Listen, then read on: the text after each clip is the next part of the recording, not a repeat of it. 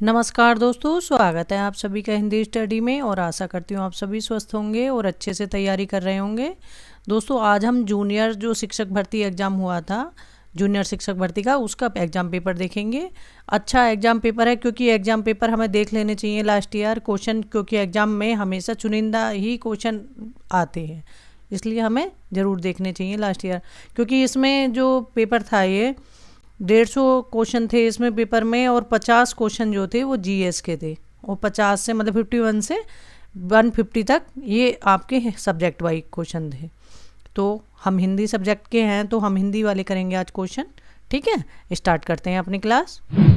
और आप मेरे चैनल पर पहली बार आए हैं तो चैनल को सब्सक्राइब कर लेना, बेल आइकन को क्लिक कर लेना, जिससे आने वाली वीडियो का नोटिफिकेशन आपको मिल सके।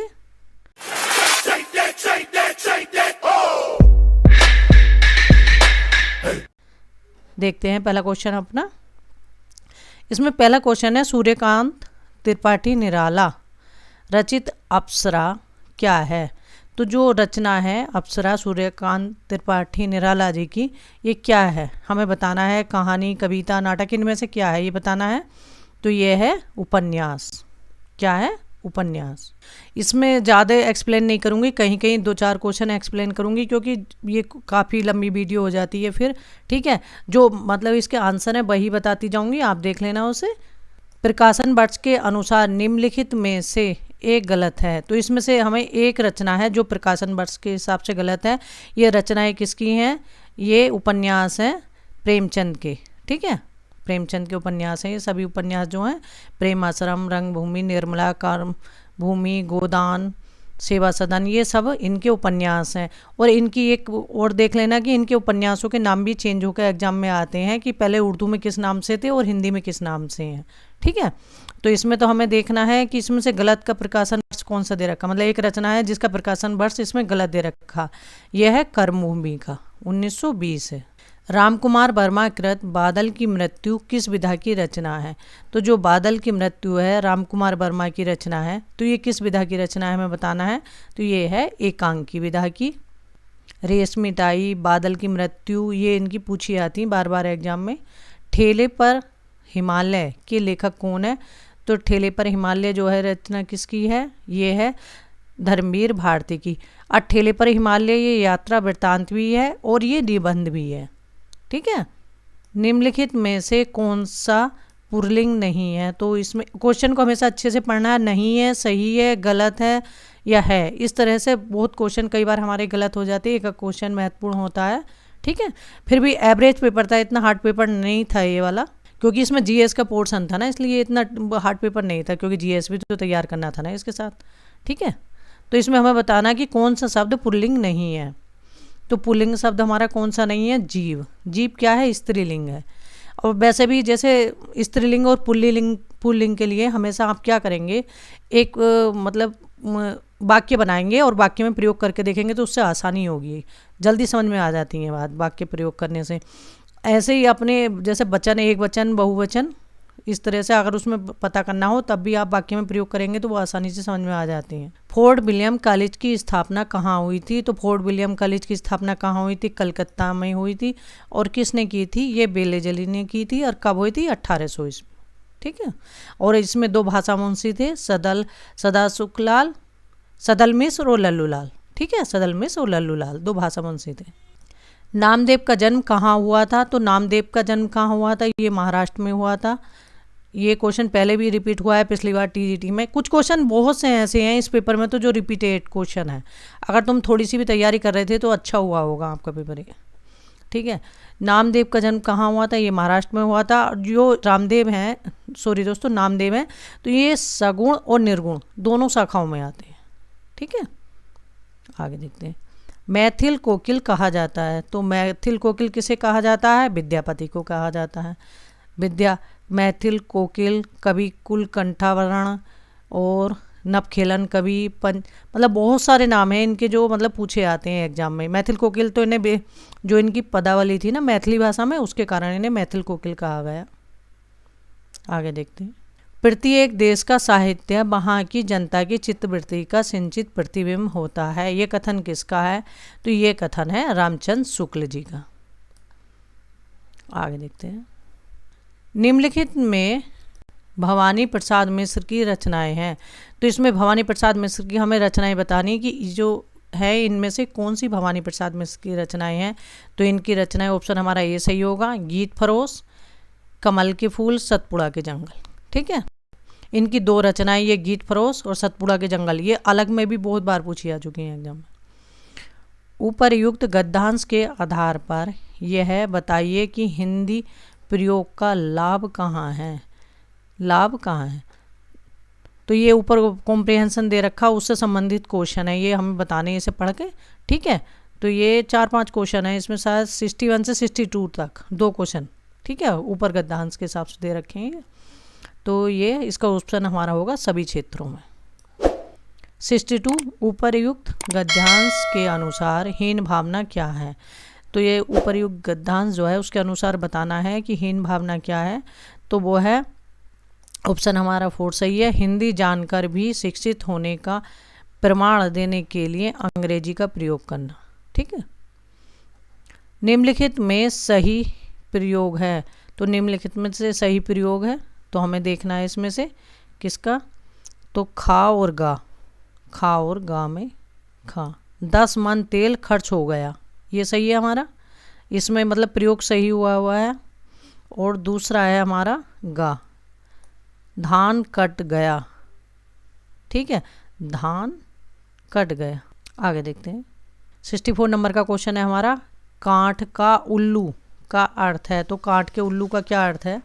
कांट के उल्लू का अर्थ है वो क्या है? बिल्कुल मूर्ख होना। आगे देखते हैं, वह पाव भर आटा लाया, इस वाक्य में पाव भर है। तो पाव भर क्या है इसमें? तो पाव भर है हमारा परिमाणवाचक विशेषण। अच्छा, एक सीधी बात है, जैसे परिमाणवाचक और संख्यावाचक। तो संख्यावाचक में तो मतलब ये समझ लो कि जैसे गिनती की जा सकती है किस चीज़ की, काउंटेबल, और ये है अनकाउंटेबल, ये ध्यान रखना बस। परिणामवाचक में ये पहचान होती है। ठीक है, 11 वर्ष का समय कहानी के लेखक हैं। तो 11 वर्ष के समय कहानी किसकी है? ये है रामचंद्र शुक्ल की कहानी है। आगे देखते हैं, जन्म के आधार पर निम्न में से सही क्रम है। तो जन्म के आधार पर सही क्रम लगाना है। तो इसमें है प्रसाद, निराला, पंत और महादेवी। ऑप्शन हमारा 4 सही होगा।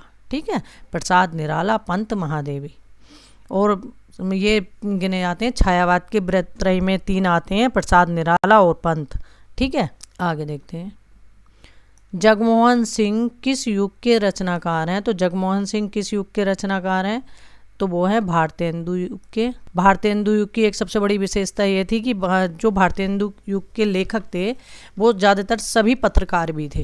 ठीक है, छायावाद का आरंभ माना जाता है। तो छायावाद का आरंभ कब से माना जाता है? 1918 ईस्वी से माना जाता है। 18 से 36 तक छायावाद का आरंभ माना जाता है। भक्तमाल के अनुसार, भक्तमाल के जो रचनाकार हैं, भक्तमाल के रचनाकार बताने, तो भक्तमाल किसकी रचना है? वो है नावादास जी की रचना है। विदेशी शब्दों में कौन सा शब्द पुर्तगाली भाषा का नहीं है? तो पुर्तगाली भाषा का कौन सा नहीं है इसमें? तो वो है साइकिल। पादरी, बिस्कुट, तौलिया, ये पुर्तगाली भाषा के शब्द हैं। आगे देखते हैं, the modern vernacular literature of Hindustan इतिहास ग्रंथ में क्या स्पष्ट करने का प्रयास किया गया है? तो हमें बताना है कि the modern vernacular literature of Hindustan जो इतिहास ग्रंथ है ये इसके में मतलब क्या स्पष्ट करने का प्रयास किया गया है। ठीक है, तो इसमें है कवियों और लेखकों का कालक्रम अनुसार वर्गीकरण करते हुए उनकी प्रवृत्तियों का उल्लेख किया है। तो ये किसका है? ग्रेयर्सन का, the modern vernacular literature of Hindustan, ये इतिहास ग्रंथ है ग्रेयर्सन का। क्योंकि काल विभाजन का सर्वप्रथम प्रयास इन्होंने ही किया था, ग्रेयर्सन ने। ठीक है, उससे पहले गारसादास तासी ने लिखा था, शिव सिंह सेंगर ने लिखा था, लेकिन उन्होंने काल विभाजन का कोई प्रयास नहीं किया था, केवल उन्होंने इतिहास ग्रंथ लिखा था। ठीक है, आगे देख, उक्ति व्यक्ति प्रकरण का अत्यंत महत्वपूर्ण व्याकरण ग्रंथ है। तो उक्ति व्यक्ति प्रकरण जो अत्यंत महत्वपूर्ण ग्रंथ है व्याकरण का, यह कथन किसका है? इसको जो कहा है कि ये महत्वपूर्ण ग्रंथ है उक्ति व्यक्ति प्रकरण, ये कथन किसका है हमें बताना है इसमें। तो यह है आचार्य हजारी प्रसाद द्विवेदी जी का। शुद्धाद्वैत सिद्धांत के समर्थक आचार्य हैं। तो शुद्धाद्वैतवाद किनका है? ये बालवाचार्य का है। द्वैतवाद है माधवाचार्य का, और विष्णु स्वामी का भी शुद्धाद्वैतवाद है। ठीक है। सनकादि संप्रदाय निम्बार्काचार्य का है। ठीक है। अष्टछाप की स्थापना कब हुई थी? तो अष्टछाप की स्थापना 1565 ईस्वी में हुई थी और विट्ठलनाथ जी के द्वारा हुई थी, जिसमें से 4 शिष्य बल्लभाचार्य जी के शिष्य थे और 4 विट्ठलनाथ जी के शिष्य थे। ठीक है। ये चारों मतलब 8 इसमें दे रखे। इसमें ये भी पूछा जाता है अष्टछाप में कितने कवि थे? 8 कवि थे, और कौन कौन से थे उन्हें भी याद कर लेना। सूर, कुम्भन, परमानंद, कृष्ण, छीत, गोविंद, चतुर्भुज, नंद, इस तरह से। ठीक है। आगे देखते हैं। कर्म का भोग, भोग का कर्म, यही जड़ का चेतन, आनंद पंक्तियाँ किस काव्य कृति से ली गई हैं? तो कर्म का भोग, भोग का कर्म, यही जड़ का चेतन, आनंद, ये पंक्तियाँ किससे ली गई हैं हमें बताना है। तो ये पंक्तियाँ हैं हमारी कामायनी की। कामायनी किन की रचना है? जयशंकर प्रसाद की है। और इसमें कितने सर्ग हैं? 15 सर्ग हैं। और इसका समय क्या है? 1935 ईस्वी। ठीक है। राम तुम मानव हो ईश्वर नहीं हो क्या, किसकी पंक्ति हैं? तो राम तुम मानव हो ईश्वर नहीं हो क्या, ये पंक्तियाँ किसकी हैं? ये पंक्तियाँ हैं साकेत की, और मैथिली शरण गुप्त की रचना है साकेत। ठीक है। साकेत में कितने सर्ग हैं? ये 12 सर्ग हैं साकेत में। और साकेत का जो समय है 1931 है। रांगे राघव के उपन्यास कब तक पुकारूं के केंद्र में है। तो रांगे राघव का जो उपन्यास है कब तक पुकारूं है, इसके केंद्र में क्या है? तो वो है जयराम पेशा नटों की जिंदगी। जयराम पेशा नटों की जिंदगी, कब तक पुकारूं। खाली ये भी पूछ लेते हैं नटों की जिंदगी से संबंधित कौन है, कब तक पुकारूं। ठीक है। कुछ एग्जामों में ऐसे भी पूछा गया है क्वेश्चन। रामधारी सिंह दिनकर की पहली रचना है। तो रामधारी सिंह दिनकर की पहली रचना कौन सी है हमें बताना है। इसमें से वो है प्रणभंग। बाकी ये सब रचना इन्हीं की है। हुंकार, रश्मिरथी और रेणुका। रश्मिरथी का नायक पूछा जाता है, वो है कर्ण। निम्नलिखित में से एक गजानंद मुक्तिबोध ने नहीं लिखी। तो इनमें से एक रचना गजानन माधव मुक्तिबोध ने नहीं लिखी। तो वो कौन सी है? इसमें से वो है, इसमें से एक रचना गजानन माधव मुक्तिबोध की नहीं है, वो है साहित्यकार और उसका परिवेश। ठीक है। नई कविता का आत्मसंघर्ष मुक्तिबोध की रचना है। नए साहित्य का सौंदर्य शास्त्र, ये भी मुक्तिबोध की है। एक साहित्य की डायरी, ये भी मुक्तिबोध की। प्रयागराज संज्ञा की दृष्टि से क्या है? तो प्रयागराज संज्ञा की दृष्टि से क्या है? ये व्यक्तिवाचक संज्ञा है। ठीक है। क्योंकि ये किसी स्थान विशेष का नाम है, जैसे प्रयागराज है और जौनपुर है, लखनऊ है, इलाहाबाद है, ये सब नाम हैं एक। अगर हम ऐसे अलग से पूछें, जैसे मतलब किसी का नाम देखें, तो वो तो संज्ञा व्यक्तिवाचक हो गई। ठीक है। और भाववाचक संज्ञा के बारे में एक जानकारी दे दूं आपको। जहाँ आप सा, मुझसे उठा नहीं जाता, मुझसे चला नहीं जाता, निषेधवाचक वाक्य हों, या फिर ये समझ लो कि जैसे एक सॉफ्टवेयर, मतलब जिसे आप छू के ना देख सकें, केवल महसूस कर सकें, वो भाववाचक संज्ञा में आते हैं। ठीक है। आगे देखते हैं। 82 नंबर का क्वेश्चन है, निम्नलिखित में कौन सा शब्द अशुद्ध है? तो कौन सा शब्द अशुद्ध है हमें बताना है। तो ये है अनाधिकार, अंतर्धान, उज्ज्वल, प्रज्वलित, ये हमारे शुद्ध हैं तीनों। निम्नलिखित में से कौन सा एक सुमेलित नहीं है? तो इसमें से हम देखना है कि कौन सा एक सुमेलित नहीं है। तो वो हमारा टा, ये है ऋतु, ऋतु रसाणाम मूर्धा। तो टा मूर्धा से बोला जाता है, दंता से नहीं। ठीक है। ऋतु रसाणाम मूर्धा, री और टा ये मूर्धा से बोलने वाले वर्ण हैं। निम्नलिखित में से कौन सा एक सुमेलित नहीं है, इसमें से बताना है। तो इसमें कौन सा सुमेलित नहीं है? वो है ब्राह्मण। ब्राह्मण पत्रिका किसकी है? ये है प्रताप नारायण मिश्र की। आगे देखते हैं। सरस्वती पत्रिका का प्रकाशन कब प्रारंभ हुआ? तो सरस्वती पत्रिका का जो प्रकाशन है वो कब प्रारंभ हुआ? ये 1900 में प्रकाशन हुआ है। और इसमें कहीं कहीं चिंतामणि घोष भी देते हैं इसके पहले संपादक, अलग कहीं कहीं मतलब श्याम सुंदर दास। लेकिन आयोग ने जो 1-2 बार क्वेश्चन आया है माना है, वो श्याम सुंदर दास जी को माना है। ठीक है। क्योंकि इसके पहले और उसके बाद 1903 से महावीर प्रसाद द्विवेदी रहे, 1903 से 1920 तक। ठीक है। फिर देवी दत्त रहे उसके बाद। और पहले ये पत्रिका प्रकाशित होती थी काशी से, फिर इलाहाबाद से प्रकाशित होने लगी थी। जैसे सरस्वती है, नागरिक प्रचारणी पत्रिका, इनसे संबंधित कुछ बातें हैं वो तो ज़रूर देख लेनी चाहिए। मुख्य पत्रिका थी उस समय की। आगे देखते हैं। सुमेलित करना है हमें इसमें से, ठीक है। ये लेखक हैं इधर और ये रचनाएं दे रखी हैं इनकी, ये आत्मकथाएं हैं। ये है अमृत राय, अमृत राय ने लिखी थी कलम का सिपाही, अमृत राय ने लिखी थी। ये प्रेमचंद की जीवनी है ये भी। विष्णु प्रभाकर आवारा मसीहा, मुझे लगता है कि आवारा मसीहा जीवनी एक ऐसी है कि जो किसी एग्ज़ाम में ना आती हो, किसी भी रूप में पूछ लें लेकिन पूछेंगे ज़रूर। अब एक एग्ज़ाम में आई है कि मतलब ये कितने भागों में है, ठीक है। अब ये कई बार सन भी पूछ लेते हैं इसके। तो आवारा मसीहा जो है इसका जो समय है वो है 1974, ठीक है। और ये 3 खंडों में है, दिशहरा, दिशा की खोज और दिशांत, ठीक है। आगे देखते हैं। और मदन गोपाल, तो मदन गोपाल ने है कलम का मजदूर, ये एलटी में भी आई थी। और शिवरानी देवी प्रेमचंद घर में, ठीक है। तो ऑप्शन हमारा कौन सा सही होगा इसमें, 4th वाला ऑप्शन सही होगा। सुमेलित करना है इसमें, वैसे 1-2 ऑप्शन का तुम्हें पता चल जाए ना तो तुम आसानी से फिर मिल जाते हो। 1-2 रचना का पता है तो 1-2 फिर मतलब लगा लेते हैं टिक की इसका ये है, इसका ये सही है, ठीक है। इंदुमती किसकी कहानी है, किशोरीलाल गोस्वामी की। प्लेग की चुड़ैल जो है ये रचना किसकी है, ये भगवान दास की है। 11 वर्ष का समय है, ये रामचंद्र शुक्ल का है। दुलाई वाली बंग महिला की कहानी है, ठीक है।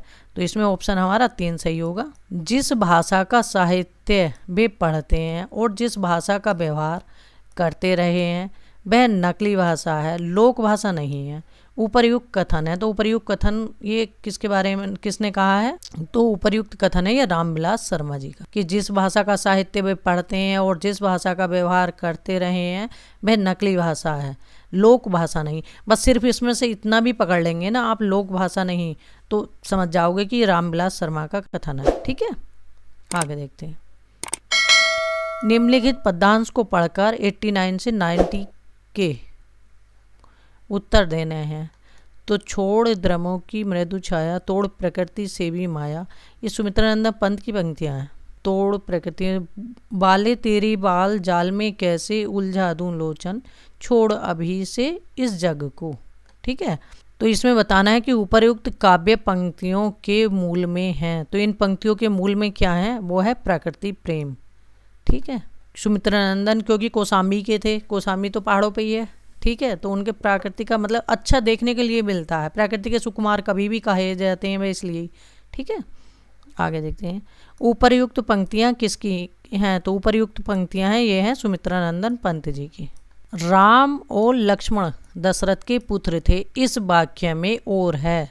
तो जो ये राम और लक्ष्मण ये जुड़ो मतलब 2 शब्दों को जोड़ रखा है और से, तो ये मतलब क्या है इस वाक्य में, और को बताना है कि और क्या है इसमें। तो यह है समुच्चय बोधक अव्यय, ठीक है। कौन सा अव्यय है, समुच्चय बोधक अव्यय। अव्यय कितने होते हैं, 4 होते हैं। निम्नलिखित में से तत्सम तद्भव का युग्म नहीं है, तो इसमें तत्सम तद्भव का युग कौन सा नहीं है, ध्यान से देखना है। तो कौन सा नहीं है हमारा, ऑप्शन हमारा सी सही होगा, मतलब 3। चक्षु, आँख, निद्रा, नींद, घृत, घी, ठीक है। आगे देखते हैं। वृद्धि संधि का उदाहरण है, तो इसमें वृद्धि संधि का उदाहरण बताना कौन सा है, तो ये 93 नंबर का क्वेश्चन है हमारा। तो इसमें वृद्धि संधि का उदाहरण है एक धन एक, ठीक। तो ये एक संधि का उदाहरण है। मतलब वृद्धि संधि में 2 मात्राओं का हमेशा ध्यान रखना है। मतलब जैसे औ की 2 मात्राएं, आई की 2 मात्राएं, ठीक है। 2 मात्राएं जो होंगी तो वो वृद्धि संधि की मिलेंगी, ठीक है। ओ और ओ ए ये हैं गुण संधि के, ठीक है। वैसे संधि हमारी कितनी होती हैं, संधि हमारी 3 होती हैं। ये क्वेश्चन भी एग्जाम में बहुत बार आया है, संधि कितनी होती है हमारी, तो स्वर संधि, व्यंजन संधि और विसर्ग संधि। ऐसे भेद पूछ लेते हैं कि स्वर संधि के कितने भेद हैं, 5 भेद हैं, ठीक है। इस तरह से ये भी चीज़ बेसिक चीज़ें छोटी सी पूछ लेते हैं और वही हम इग्नोर कई बार कर देते हैं, ठीक है। आगे देखते हैं। अवधि का विकास किस अपभ्रंश से हुआ है, तो अवधि का विकास किस अपभ्रंश से हुआ है, तो ये अर्धमागधी अपभ्रंश से हुआ है। अवधि, बंगेली और छत्तीसगढ़ी ये अर्धमागधी अपभ्रंश है। निम्नलिखित में से सही विकल्प चुने, तो इसमें से सही विकल्प चुनना है, कौन सा है, तो ये है उद्दंड मार्तंड।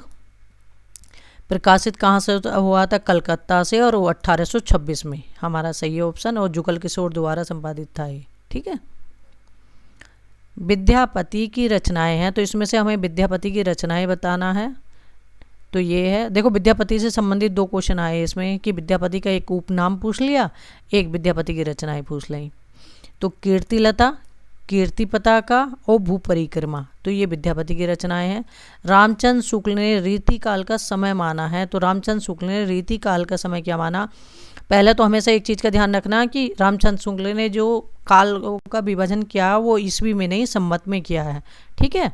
और 4 कालों में बांटा है, अपने 900 वर्षों का जो इतिहास ग्रंथ है उनका, उसे 4 कालों में बांटा है। तो इन्होंने जो रीति काल की समय सीमा दी है वो दी है 1700 विक्रम संवत से 1900 विक्रम संवत, ठीक है। भाषा के मानवीकरण का संबंध भाषा के किस रूप से है? भाषा के मानवीकरण का संबंध भाषा के किस रूप से है? तो वो है लिखित रूप से। बुंदेली किस उपभाषा समूह की बोली है? तो बुंदेली किस उपभाषा समूह की बोली है? वो है पश्चिमी की। ब्रज, बुंदेली, कन्नौजी, हरियाणवी, ठीक है, ये किसकी है? पश्चिमी हिंदी के अंतर्गत आती हैं। पश्चिमी हिंदी का उद्भव अपभ्रंश के किस रूप से हुआ है? तो पश्चिमी हिंदी का जो उद्भव हुआ है वो अपभ्रंश के किस रूप से हुआ है? तो वो हुआ है शोरसैनी अपभ्रंश से। चंद्रबदन शब्द में समास है, तो चंद्रबदन शब्द में कौन सा समास है? ये बहुव्रीहि समास है, ठीक है। समास जब भी पूछे जाएं ऑप्शन में हमेशा 4 टिक करना, ठीक है, क्योंकि कर्मधारय और जो द्विगु समास है, ठीक है, वे दोनों तत्पुरुष समास के ही भेद हैं। आगे देखते हैं। अगर ऑप्शन में, हाँ इसमें ऑप्शन में जैसे बहुव्रीहि दे रखा है और कर्मधारय दे रखा, अगर बहुव्रीहि ना होता तो कर्मधारय लगाते, ठीक है, इसलिए अब इसमें ना बहुव्रीहि और कर्मधारय दोनों हैं, तो यहाँ बहुव्रीहि टिक करेंगे, ठीक है। राजपुत्र शब्द में समास है, तो राजपुत्र राजा का पुत्र, तो इसमें तत्पुरुष समास होगा। आगे देखते हैं। हिंदी हमारी सजीव भाषा है, इसी कारण इसने अरबी, फारसी आदि के संपर्क में आकर इनके तो शब्द ग्रहण किए ही अब अंग्रेजी के शब्द ग्रहण करती जा रही है। इसे दोष नहीं गुण ही समझना चाहिए, क्योंकि अपनी इस ग्रहण शक्ति से ही हिंदी अपनी वृद्धि करती रही है और ह्रास नहीं, मतलब हिंदी ने अपनी। तो ये ऊपरयुक्त जो अवतरण शीर्षक है ये क्या है? मतलब ये इंगित क्या कर रहा है कि ये चीज़ें क्या है कि हमारी भाषा अभी भी क्या है? मिश्रित है, प्रांतीय है, विश्व भाषा है या जीवंत है? मतलब क्या इंगित कर रहा है ये शीर्षक? सब चीज़ें तो ये कर रहा है कि हिंदी जीवंत है, मतलब वृद्धि होती चली जा रही है, मतलब कहीं रुक नहीं रही। हमारी जो भाषा है सभी भाषाओं का समावेश है हिंदी में, ठीक है, जो कई भाषाओं को ले, अरबी, फारसी, तुर्की, बहुत सारी भाषाओं के शब्द इसमें आते हैं और हम मतलब हमारी भाषाओं में, हिंदी भाषा में वृद्धि कर रहे हैं। आगे देखते हैं। 104 नंबर का क्वेश्चन है, समाज में हरिजनों की समस्या का चित्रण प्रेमचंद जी ने किस उपन्यास में किया है? तो प्रेमचंद जी का उपन्यास है, तो इसमें जिसमें हरिजन की समस्याओं का करा है वो कौन सा उपन्यास है? इसमें से बताना है कि हरिजन की समस्या किस उपन्यास में है इनके, क्योंकि हर उपन्यास में अलग अलग समस्या दे रखी है। तो इसमें है कर्मभूमि, कर्मभूमि में हरिजनों की समस्या दे रखी है। और निर्मला में ये अनमेल विवाह है, और गबन में है ये मतलब आभूषणों से संबंधित, ठीक है, आभूषण प्रियता कुछ गबन इस तरह से है। सिद्ध कवि सरहप्पा और किस नाम से जाने जाते थे? तो सिद्ध कवि जो सरहप्पा हैं, ठीक है, वो किस नाम से जाने जाते हैं? तो वे हैं सरोज वज्र। सिद्धों की संख्या कितनी थी? 84, और नाथों की कितनी संख्या थी? 9। आगे देखते हैं 106 नंबर का क्वेश्चन। श्रद्धा और प्रेम के योग का नाम भक्ति है। श्रद्धा और प्रेम के योग का नाम क्या है? भक्ति है। ये कथन किसका है? तो ये कथन है रामचंद्र शुक्ल जी का। रीति मुक्त काव्य धारा की विशेषता नहीं है। तो रीति मुक्त काव्य धारा की विशेषता नहीं है, इनमें से हमें बताना है। तो यह रीति कर्म प्रधान काव्य है, ठीक है, एक गलत है। हिंदी में कठिन काव्य का प्रेत किसे कहा जाता है? मतलब किस कवि को कठिन काव्य का प्रेत कहा जाता है? तो ये केशवदास को कहा जाता है। कठिन गद्य का प्रेत पूछ लें तो वो अज्ञे को कहा जाता है, ठीक है। कठिन काव्य का प्रेत इन्हें किसने किया? कहा है रामचंद्र शुक्ल जी ने। प्रभु जी तुम चंदन हम पानी जाकी अंग अंग बास समानी, ये उपरयुक्त पंक्तियों के रचयिता हैं। तो इन पंक्तियों के लेखक बताने तो ये पंक्तियां किन की हैं? ये रैदास की पंक्तियां हैं। रामचरितमानस की भाषा है, तो रामचरितमानस की भाषा क्या है? अवधी भाषा है। और रामचरितमानस में कितने कांड हैं? 7 कांड हैं। और रामचरितमानस में मतलब जो दिया दोहा चौपाई छंद में है, ठीक है। और समय 1631 विक्रम संवत है इसका। आगे देखते हैं। विशिष्ट द्वैत सिद्धांत के प्रवर्तक है, तो विशिष्टाद्वैत ये किसका सिद्धांत है? तो विशिष्टाद्वैत है ये रामानुचार्य का। अद्वैतवाद शंकराचार्य का। और रुद्र संप्रदाय विष्णु स्वामी या बल्लभाचार्य का। आगे देखते हैं। विदेशी शब्दों में कौन सा शब्द अरबी भाषा का नहीं है? तो इनमें से कौन सा शब्द अरबी भाषा का नहीं है हमें बताना है। तो ये है बेगम। बेगम अरबी भाषा का शब्द नहीं है। औरत, अखबार और दफ्तर ये अरबी भाषा के शब्द हैं। विदेशी भाषाओं से आए शब्दों में कौन सा शब्द फारसी भाषा का नहीं है? तो इसमें से जो सलाम है वो फारसी भाषा का नहीं है। खुदा, गुलाम और सिफारिश ये फारसी भाषा के शब्द हैं। लोकायतन के रचनाकार हैं। लोकायतन किसकी रचना है? ये सुमित्रानंदन पंत की रचना है और ये गांधी जी के जीवन को लेकर लिखी गई है। प्रबंध काव्य है। श्रृंखला की कड़ियाँ की लेखिका हैं, तो श्रृंखला की कड़ियाँ निबंध किसका है? ये है महादेवी वर्मा जी का निबंध है। और महादेवी वर्मा आधुनिक युग की मीरा कही जाती हैं। निषिद्ध का विलोम क्या है? तो निषिद्ध का विलोम है विहित। ईश्वरदास किस काव्यधारा के कवि हैं? तो ईश्वरदास किस काव्यधारा के कवि हैं? राम भक्ति काव्यधारा के कवि हैं इसमें, ठीक है। क्योंकि वैसे रामचंद्र शुक्ल ने हिंदी साहित्य का इतिहास लिखा ना, तो उन्हें मतलब ईश्वरदास को भक्ति काल में नहीं रखा, उन्होंने किसी भी मतलब श्रेणी में इनको नहीं रखा है, ठीक है। और राम भक्ति से, क्योंकि इसमें तो सिर्फ यहीं टिक लगाएंगे, क्योंकि किस में नहीं आते, प्रेमाश्रय में ये नहीं आएंगे, ज्ञानाश्रय में नहीं आए, राम भक्ति में इसलिए आएंगे क्योंकि एक इन्होंने राम भक्ति से संबंधित अंगद पेज रचना लिखी थी। आगे देखते हैं। उत्कर्ष का विशेषण क्या है? उत्कर्ष का विशेषण क्या है? अपकर्ष, उत्कृष्ट। उत्कर्ष का विशेषण क्या है? उत्कृष्ट, ठीक है। और उपकर्ष का विलोम पूछते तो अपकर्ष हो जाता, ठीक है। नर धन इंद्र, नरेंद्र में संधि है। अभी मैं आपको बता रही थी एक मात्रा वाले क्या हो गए? गुण संधि। नरेंद्र में क्या है? गुण संधि है। जो सिद्ध या पूरा किया जा सके के लिए एक शब्द है, तो जो सिद्ध या पूरा किया जा सके इसके लिए एक शब्द क्या है? वो है साध्य। 8 मास बीते जजमान अब तो करो दक्षिणा दान, उक्त पंक्तियां किस संपादक ने किस पत्र में लिखी थी? तो ये पंक्तियां प्रताप नारायण मिश्र की हैं और ब्राह्मण पत्र में छपी थी, ठीक है। क्योंकि ये जो इनके पेपर में पत्रिकाएं छपवाते थे तो वो पैसे नहीं कुछ मतलब लेखकों ने दे रखे थे, तो इसलिए उन्होंने ये उसमें छापा था कि अब तो 8 मास बीते जजमान अब तो करो दक्षिणा दान, ठीक। आगे देखते हैं 122 नंबर का क्वेश्चन। जो दोहराया ना गया हो, जो दोहराया ना गया हो उसके लिए एक शब्द कौन सा है? तो उसके लिए एक शब्द होगा अनावर्त। आगे देखते हैं 123 नंबर का क्वेश्चन। कवितावली में तुलसीदास ने किस रूप में कथा का वर्णन किया है? तो जो कवितावली रचना है तुलसीदास ने किस रूप में कथा का वर्णन किया है उसमें? तो वो किया है मुक्तकों के रूप में, ठीक है। मुक्तक का मतलब यह होता है कि जो एक छंद लिख रहे हैं हम पंक्तियों का, किसी का भी, जो दूसरी पंक्ति से संबंध ना हो। मतलब संबंध क्या, जो एक आप लिख रहे हो ना तो उसका एक ही मतलब एक ही छंद में उसका पूरा अर्थ हमें समझ में आ जाए, उसके लिए हमें दूसरे छंद को ना पढ़ना पड़े कि इसमें क्या कहना चाह रहे हैं, ठीक है।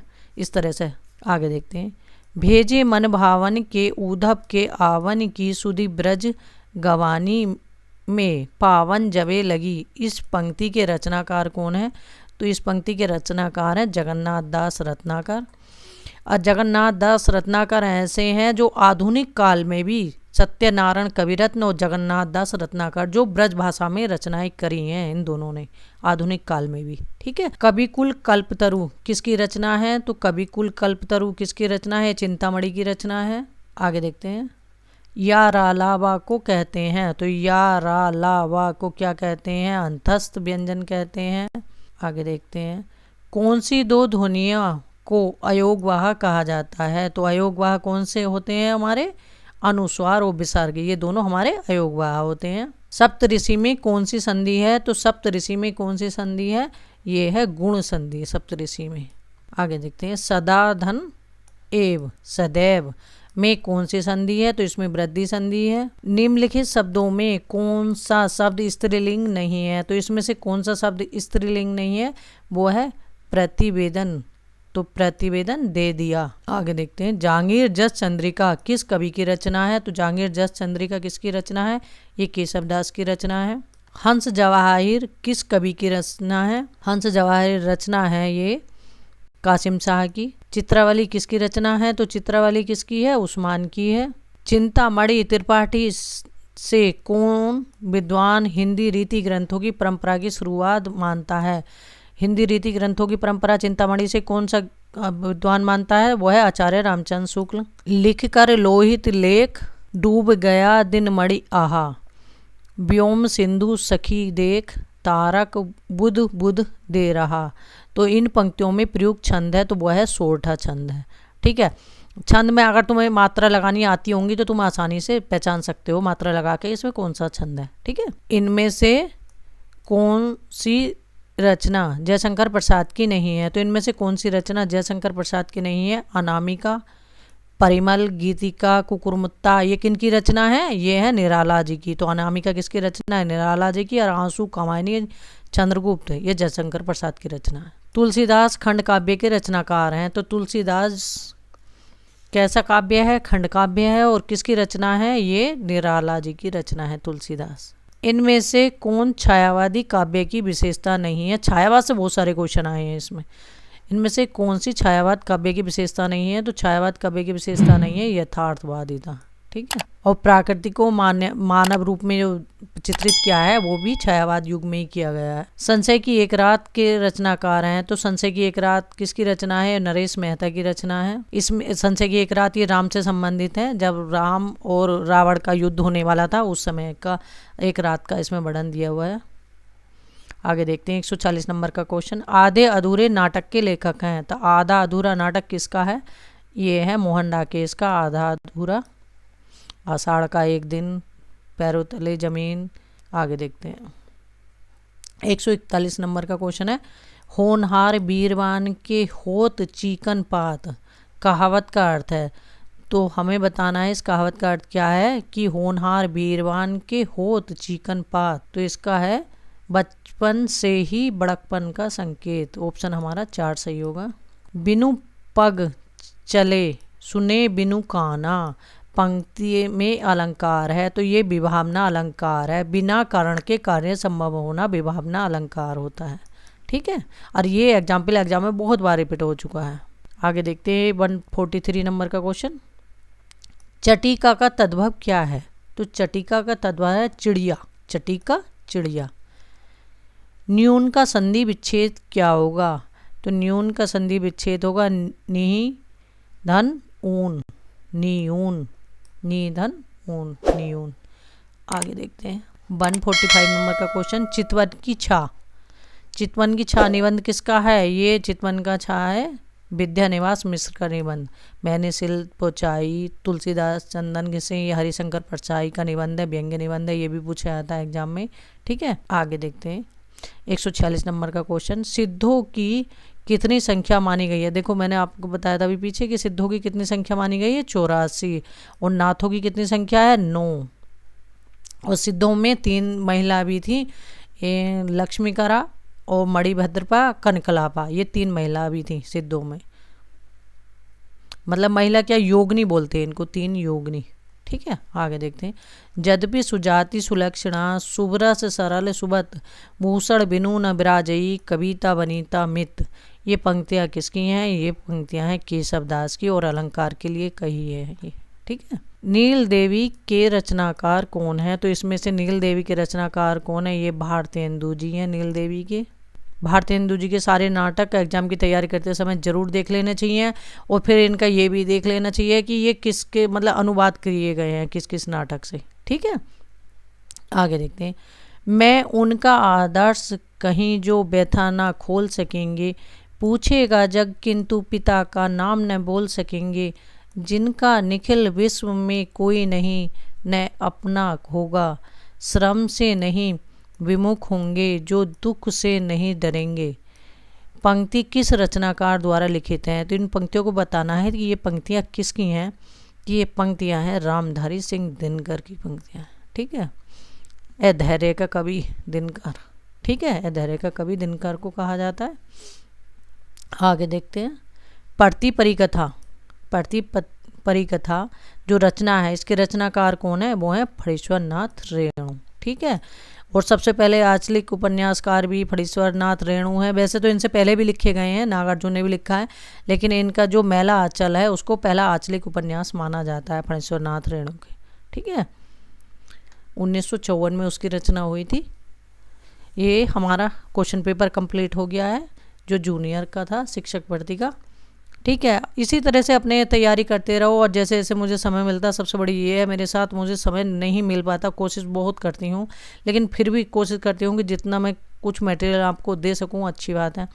लास्ट ईयर क्वेश्चन पेपर तो सभी जितने जहाँ भी पेपर हो रहे हैं, एक एक क्वेश्चन जो आपको याद है वो मत लिखो अपनी कॉपी में, लेकिन जो जैसे अब ये पेपर मैंने डाला है इसमें जैसे कोई क्वेश्चन ऐसा है कि जो आपने नया देखा उसे तुरंत अपनी कॉपी में नोट कर लो, नहीं तो फिर सोचोगे ये हमने कहाँ देखा था कहाँ देखा, तो वो आपको एकदम याद हो जाएगा। इस तरह से अपने एक मतलब कुछ क्वेश्चन ऐसे बनाते चलो जहाँ तुम्हें नहीं मिलते चलें, अपनी डायरी में नोट करते चलो, क्योंकि वो क्वेश्चन हमारे लिए बहुत महत्वपूर्ण होते हैं। पुराने पेपर जितने भी हैं, नेट के पुराने पेपर हैं आपके, ये एग्ज़ामों के होते हैं, एमपी के हैं और हिमाचल के हैं, और मतलब राजस्थान, जहाँ के भी एग्ज़ाम पेपर आपके होते हैं ना, उन्हें 1-2 बार ज़रूर देख लो। ठीक है, क्योंकि हिंदी सब जगह एक सी है, जितनी तैयारी करोगे उतना ही अच्छा, और क्वेश्चन पेपर से बहुत हेल्प मिलती है। हमेशा ये ध्यान रखो कि अगर क्वेश्चन पेपर में क्वेश्चन आ रहा है तो वो कहीं ना कहीं महत्वपूर्ण समझ के ही उन्होंने रखा है। कुछ चीज़ें तो ऐसी जो बार बार रिपीट होती हैं, उनके बिना पेपर बनता ही नहीं है। ठीक है, जैसे भक्ति काल है, चाहे 10 आएंगे या 5 आएंगे या 4 आएंगे, लेकिन उससे क्वेश्चन आने ही आने हैं। कालों से सभी से ज़्यादातर क्वेश्चन आते, लेकिन सूर कबीर तुलसी को छोड़ के कैसे पेपर बनाए। ठीक है, बहुत सी चीज़ें हैं ऐसी, ठीक है, जो उन्हें हमें बार बार रिपीट करते रहना चाहिए। ज्ञानपीठ पुरस्कार हैं अपने, उन्हें देख लो, पत्र पत्रिकाएँ हैं उन्हें देखना। ठीक है, और जैसे संप्रदाय हैं हमारे, क्योंकि इनसे संप्रदाय से 1-2 क्वेश्चन हमेशा हर एग्जाम में आते हैं। ठीक है, तो बस मेहनत करते रहो, लगे रहो, सफलता अवश्य मिलेगी। थैंक यू दोस्तों मेरी वीडियो देखने के लिए।